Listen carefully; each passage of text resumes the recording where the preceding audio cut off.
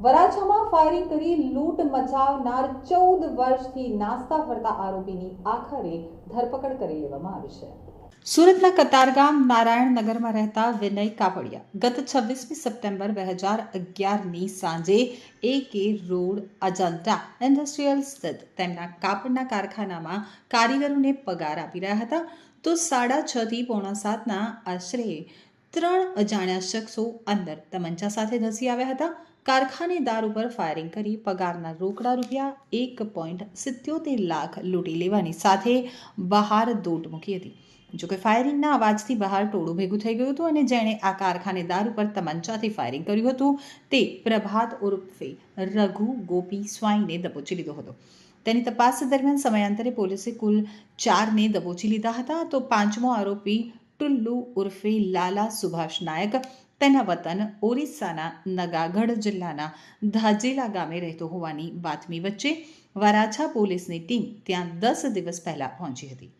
અંતરિયાળ ગામમાં તેનું પગેરું મેળવવાની સાથે ધરપકડ માટે ચોક્કસ તક મળે તે માટે પોલીસ NGOના સફાઈ વોલેન્ટિયર તથા રિક્ષા ચાલક બની અને રખડી હોવાનું ઇન્સ્પેક્ટર RB ગોજિયાએ જણાવ્યું હતું। વર્ષ 2011માં વરાછા પોલીસ સ્ટેશન વિસ્તારમાં એક લૂંટ with attempt two murder firing કરી અને 1,77,000ની લૂંટ ચલાવેલી। એક ટેક્સટાઇલનું કારખાનું છે રિધિ ટેક્સટાઇલ। રિધિ ટેક્સટાઇલના માલિક વિનયભાઈ કાપડિયા છે। એને ત્યાં લગભગ તારીખ 26/9/2011ના રોજ 3 ઈસમો દેશી તમંચા અને હથિયાર સાથે આવેલા અને ત્યાં એમને લગભગ સાંજે 7 વાગ્યાની આસપાસમાં લૂંટ ચલાવેલી। લૂંટ કર્યા બાદ વરાછા પોલીસ સ્ટેશનમાં વર્ષ 2011માં ગુનો દાખલ થયેલો અને એટ એ ટાઈમ લગભગ 3 જેટલા આરોપીને પકડી લેવામાં આવેલા।